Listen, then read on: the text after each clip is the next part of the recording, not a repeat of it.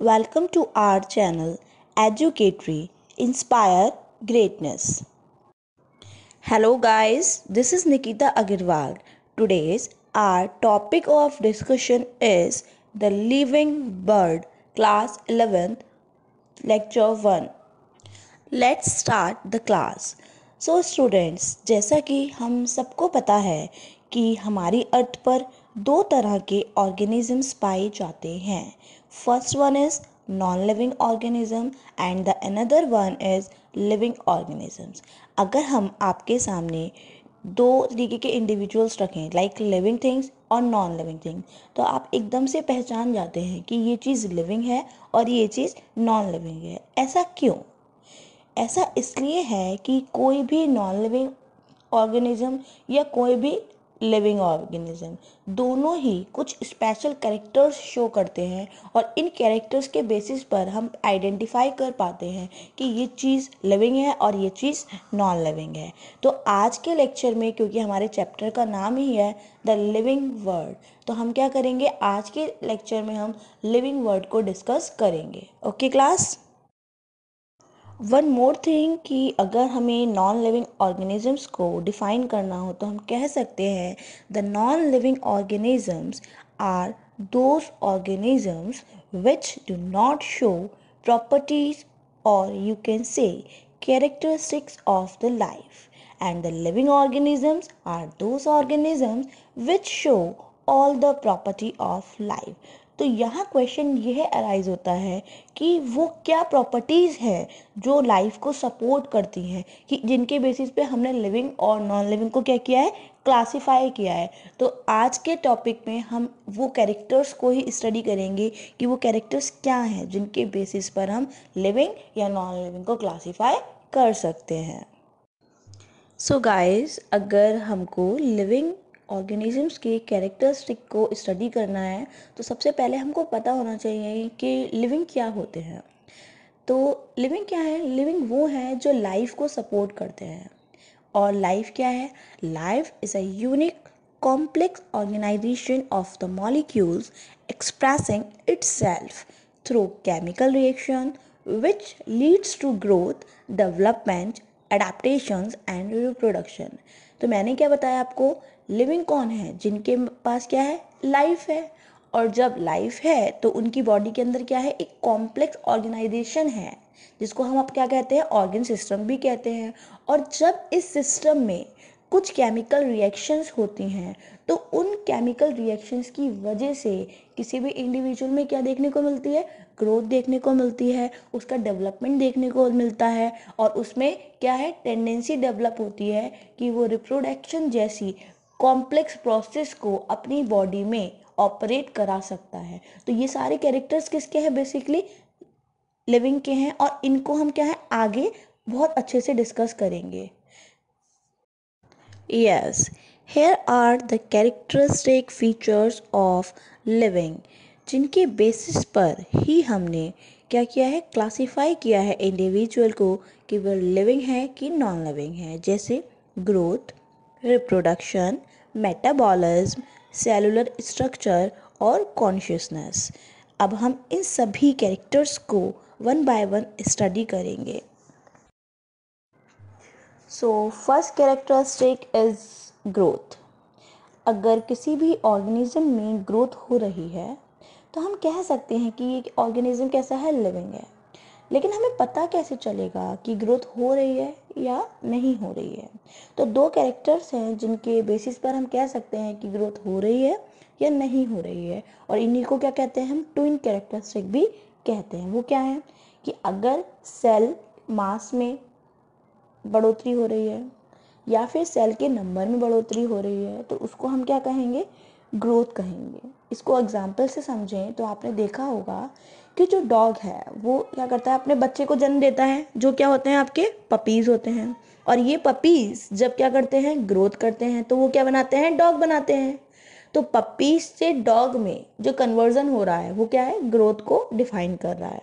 बिल्कुल इसी तरीके से आपको स्लाइड में दिखाया गया है कि एक छोटे से बच्चे से एक मैन की फॉर्मेशन तक का जो प्रोसेस है जिसमें एक छोटा सा बच्चा साइज में छोटा था, उसमें सेल्स कम थे, लेकिन उसने ग्रोथ किया, ग्रोथ करने के बाद वो किसमें एडल्ट में कन्वर्ट हुआ है, तो ये क्या है, ग्रोथ है। इसी तरीके से आपने देखा एक छोटा सा सीड जब एक पूरे प्लांट को फॉर्म करता है तो वो भी क्या है, ग्रोथ है। एक छोटा सा था साइज में, लेकिन उसने ग्रोथ करी और अपने सेल मास में इंक्रीज किया, और जिसकी वजह से वो पूरा प्लांट बन गया। तो ये आपका क्या है, ग्रोथ का ही एग्जाम्पल है। अब हम देखें कि ग्रोथ कहाँ पर होती है।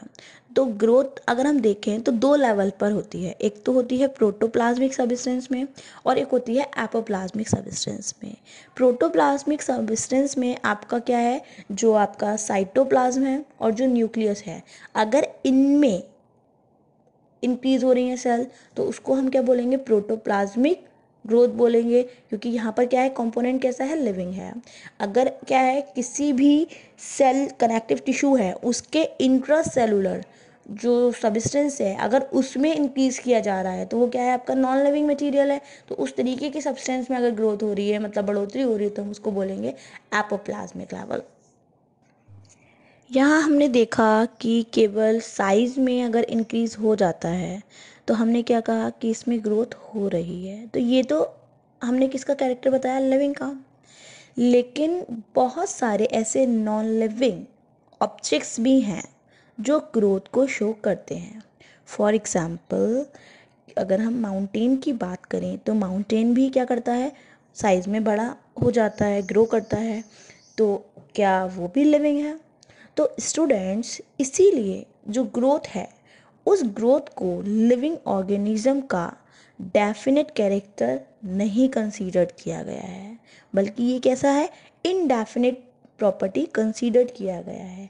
क्योंकि यहाँ पर क्या है, कुछ नॉन लिविंग भी हैं जो ग्रोथ को शो करते हैं, क्योंकि उनके भी साइज में क्या होता है, इंक्रीज हो जाता है, और इसी को हमने क्या कहा था, ग्रोथ कहा था। इसलिए ग्रोथ कैसी है, ये चीज़ ध्यान रखिएगा कि ग्रोथ कैसी है, नॉन डिफाइनिंग प्रॉपर्टी है। ठीक है।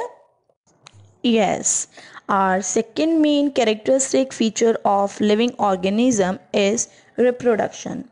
Reproduction को मैं अपनी पहले लेक्चर में भी डिस्कस कर चुकी हूँ, तो आप वहाँ लेक्चर देख सकते हैं। अगर मैं सिंपली एक्सप्लेन करूँ तो रिप्रोडक्शन क्या है, एक ऐसा प्रोसेस है जहाँ लिविंग अपनी स्टेबिलिटी को बनाए रख सकता है। हमने देखा है कि अर्थ पर रोज कुछ लोग मरते हैं और उनके प्लेस पर न्यू ऑफस्प्रिंग बाय बर्थ जन्म लेते हैं। तो इस तरीके से दोनों का क्या है, जो कंटेन है, जो उनकी स्टेबिलिटी है, वो हमेशा क्या रहती है, मेंटेन रहती है। और इसी को हम क्या कहते हैं, रिप्रोडक्शन कहते हैं। रिप्रोडक्शन दो तरीके से हो सकता है, सेक्सुअल भी और असेक्सुअल भी। सो स्टूडेंट्स, हमने देखा कि रिप्रोडक्शन क्या है, आपका सेकंड इम्पॉर्टेंट कैरेक्टरिस्टिक फीचर है किसी भी लिविंग ऑर्गेनिज्म का।